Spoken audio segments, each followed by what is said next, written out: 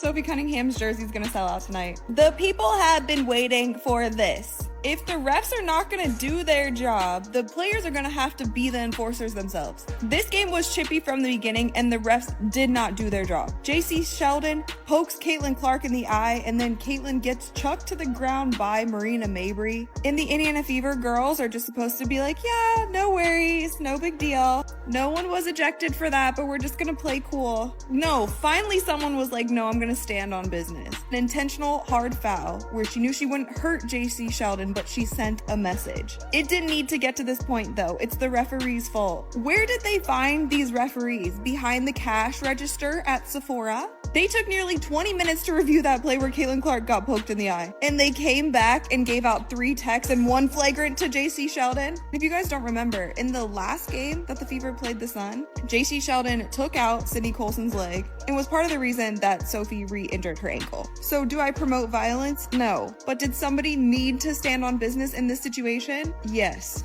All I know is there is about to be a lot more Sophie Cunningham fans after tonight. And it's primarily because of Sophie Cunningham. She's exactly what the Indiana Fever needed. She's what Caitlin Clark needed. She is the energy button. She is the toughness. She is the enforcer that the Indiana Fever desperately needed. Sophie Cunningham is not remotely scared, and she showed that last night.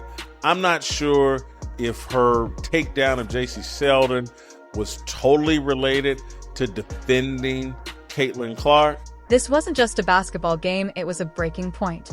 Sophie Cunningham sent shockwaves through the WNBA when she stood up for Caitlin Clark in the most unapologetic way.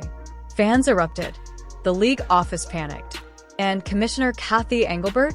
She felt the heat like never before. What unfolded on June 17th changed everything, and tonight, we reveal the truth behind the chaos. Between JC Sheldon and Sophie Cunningham, and it is very clear the Indiana Fever, some of these girls on this team are finally fed up. Finally fed up. Once again, WNBA, we're not talking about your basketball. We're talking about the WNBA, WWE Raw circus that you got going on right now. And we all know this incident with Sophie stems from the incident that was clearly not handled correctly by the WNBA and the referees. And I'm talking about, let's start here. This is, of course, Sophie and Sheldon going down the floor. Sophie tries to wrap her up, and Sheldon gets to the floor, and all hell breaks loose. And Sophie said, I'm not having it. I'm not having it. We'll go. To understand the eruption on June 17th, you have to rewind to May 30th. That's when the Connecticut Sun left the Fever physically wrecked. 2 injuries, both involving JC Sheldon, went uncalled. The message from officials? Play dirty, get rewarded. Sophie Cunningham remembered. The Indiana Fever remembered. And they weren't about to let it happen again. Last night turned into a brawl fest, a brouhaha, as some would say, for the Fever and the Sun. To set some background, because I do realize some people are unfamiliar with the history between Caitlin Clark and JC Sheldon. JC Sheldon played at Ohio State while Caitlin Clark was at Iowa. So they're both in the Big Ten. Their college careers lined up. They're playing against each other. There were some pretty epic battles between those two teams. Caitlin Clark got the best of Ohio State, as Caitlin Clark got the best out of many. JC Sheldon was usually her primary defender. Caitlin Clark made life really difficult for her at times, but this has been a growing rivalry, like a real rivalry. We try to make rivalries happen all the time. You can actually flesh out one between Caitlin Clark and JC Sheldon. Caitlin Clark goes number 1 to the Fever. JC Sheldon gets drafted number 5. I think the Wings originally took her. She gets traded to the Sun. That's where she is now. We had a game earlier this season where you saw the Connecticut Sun, who are very bad this year, as we have documented on this show, and they do have some spicy players on their roster in JC Sheldon, in Marina Mabrey, who is always on crash out alert. And if you follow her family members on TikTok, it's hysterical. But JC Sheldon in the game earlier this season, there was the injury on Sid Colson. There was the injury on Sophie Cunningham. And so there's already been this layer set of kind of amplification between the Fever and the Sun. June 17th, JC Sheldon jabs her fingers into Clark's eye. No ejection. Marina Mabrey body checks her out of nowhere. Still no ejection. The refs watched and did nothing. For fans, it was deja vu. For Clark, it was another night of punishment without protection. This right here, folks, and I mean, when I tell you social media is setting the WNBA on fire right now, not in a good way, that's the understatement. Once again, we got JC Sheldon right here. She's going to give Caitlin Clark the Dejanay Carrington eye gouge. And then Marina Mabrey's going to come in like some thug off the street and pull a Kennedy Carter on Caitlin Clark. Let's watch Caitlin this. Clark is trying to create some. I'm going to turn this down. There's the eye gouge, okay? And there's Mabrey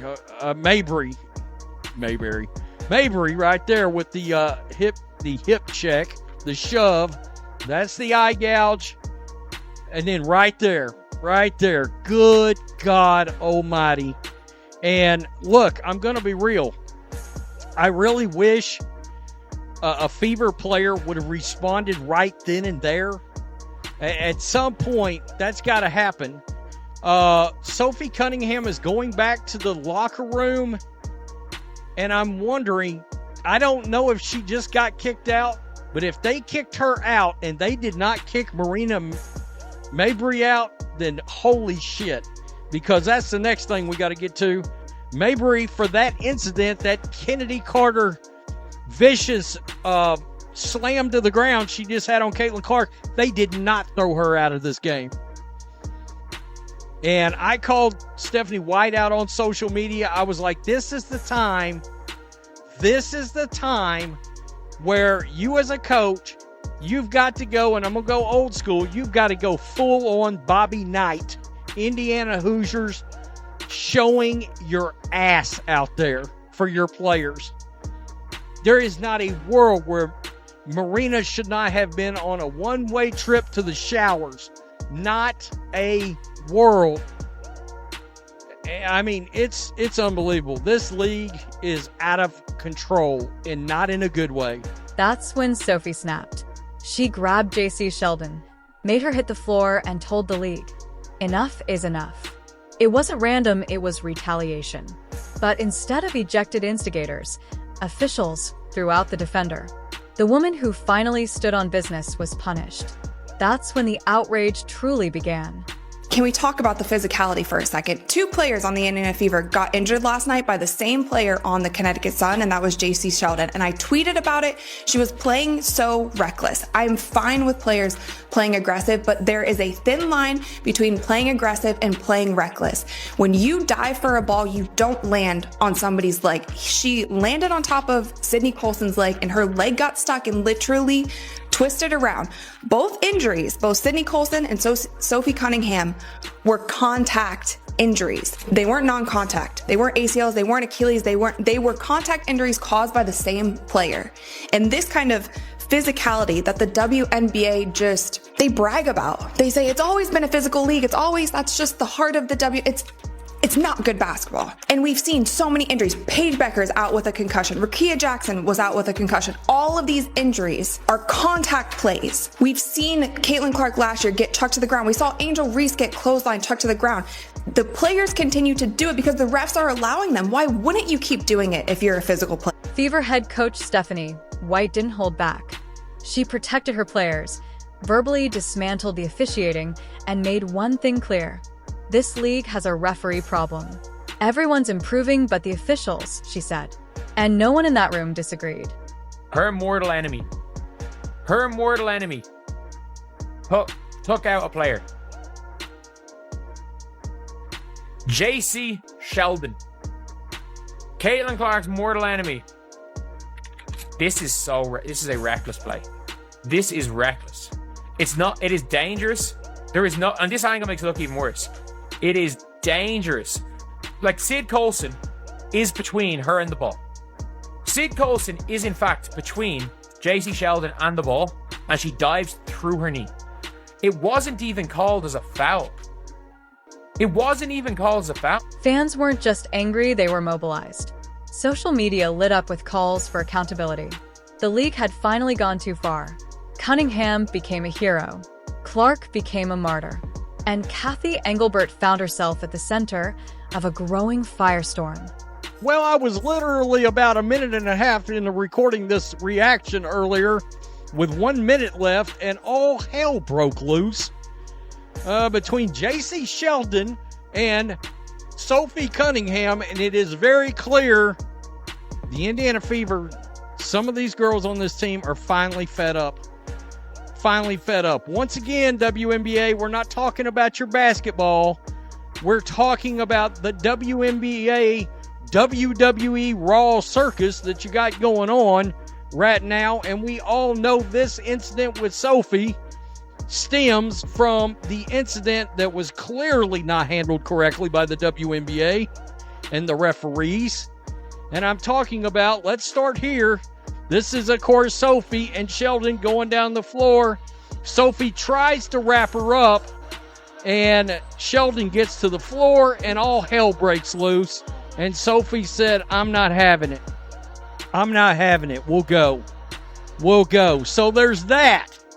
That, of course, was all a byproduct of this right here, folks. And I mean, when I tell you social media is setting the WNBA on fire right now, not in a good way, that's the understatement. Once again, we got JC Sheldon right here. She's going to give Caitlin Clark the Dejanay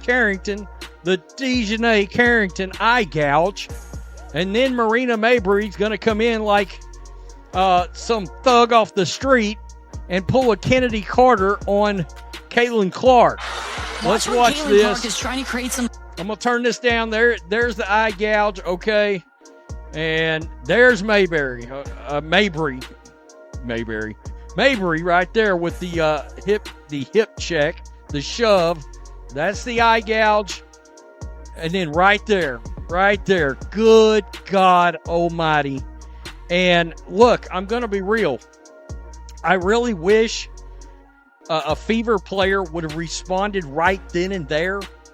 At some point, that's got to happen. It wasn't just a bad call, it was systemic. Game after game, Clark takes cheap shots while refs turn away. Cunningham fights back, and she gets tossed. Is this just bias, or is there an agenda? Fans are asking, why does it feel like the league wants to humble its biggest star?